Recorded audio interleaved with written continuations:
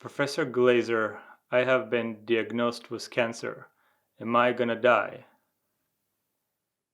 Well, I don't want to be glib, but we know that we are sure of death and taxes, and 40 to 45% of the population are cured of their cancer, but it is the leading cause of death after after heart disease.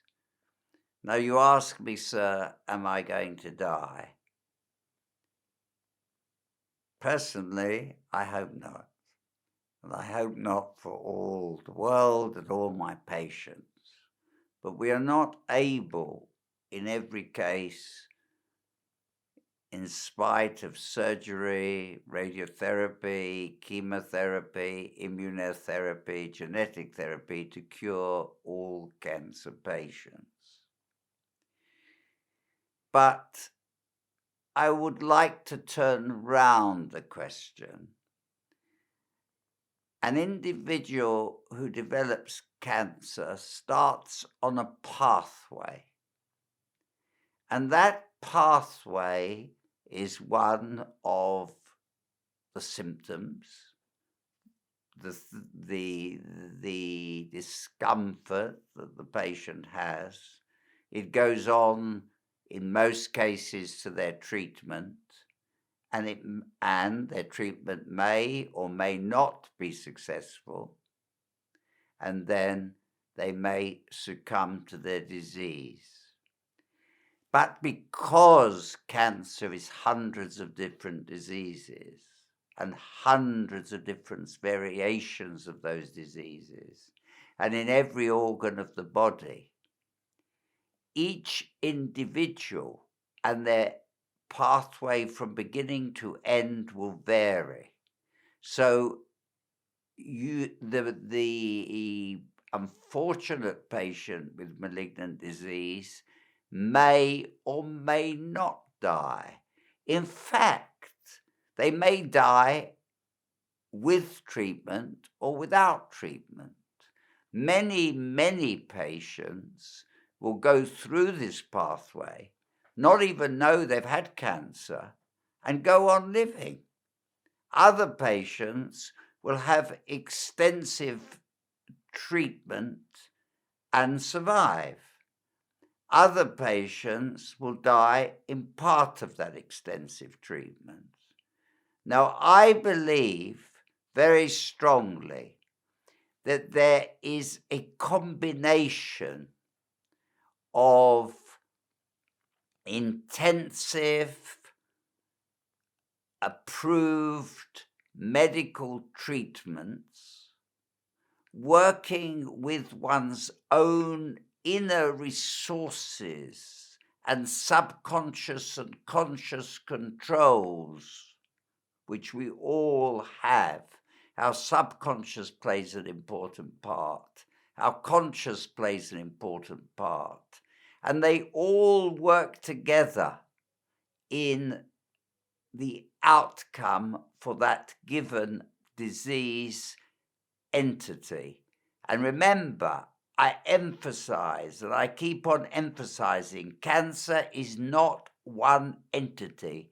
It's hundreds of different diseases in different organs of the body. So what I would say, that, let us be optimistic. Let us think for the better. Let us think that we can all beat the disease. We can all beat it.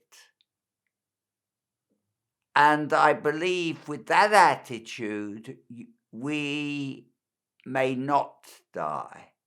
But I also must emphasize to you, sir, that cancer is a disease of aging. It's almost a natural progression towards death, because the incidence of cancer increases in every decade. So almost cancer, aging, living, dying are the natural order of the human condition. Cancer is unlike the plumbing that goes wrong in heart disease or in any other disease entity. It's almost part of the philosophy of being able to live, being able to repair one's tissue.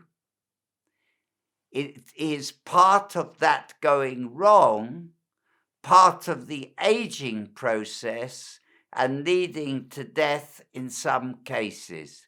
But just because you have that cancer, that does not mean it's an automatic death sentence.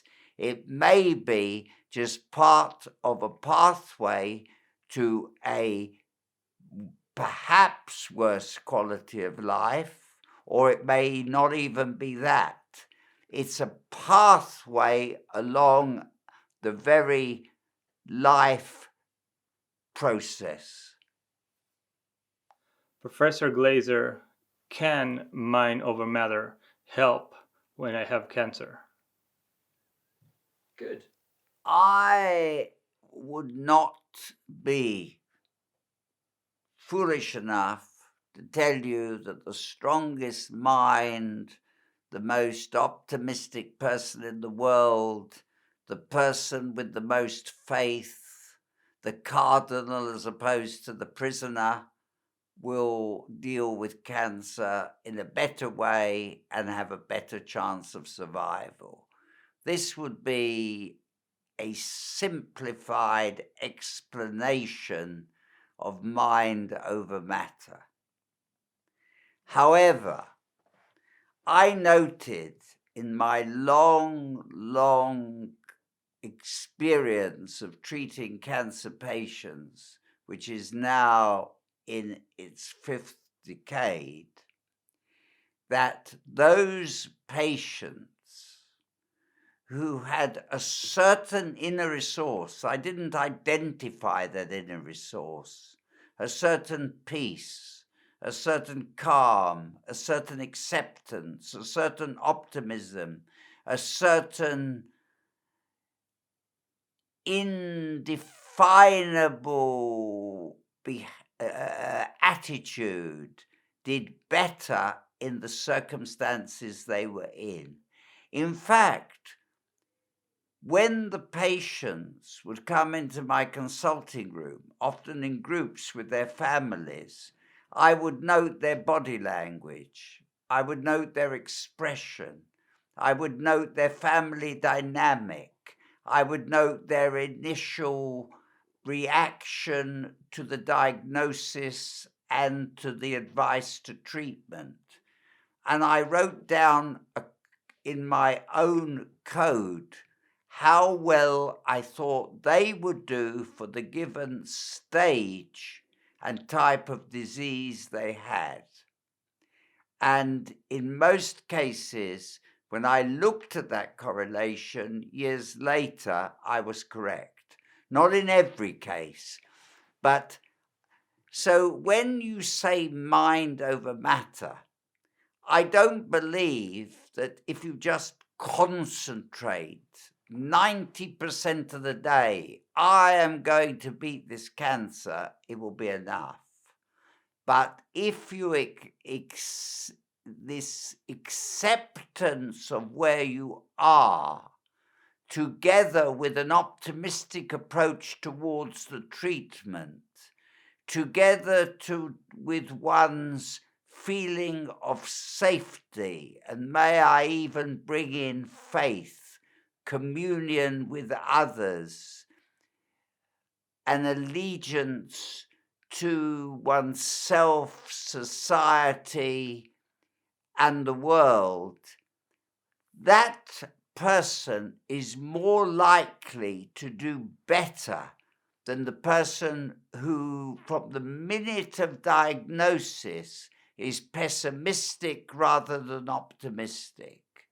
I would like to quote a great theologian who said, if you think right, it will be right.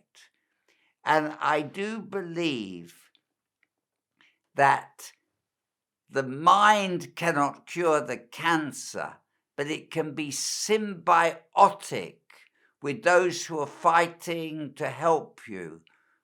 It can be symbiotic with the love and affection of your family and your friends. And the symbiosis of the treatment and your attitude will give you the best chance of survival. Thank you for listening. I hope you found this interesting, and if you did, please subscribe.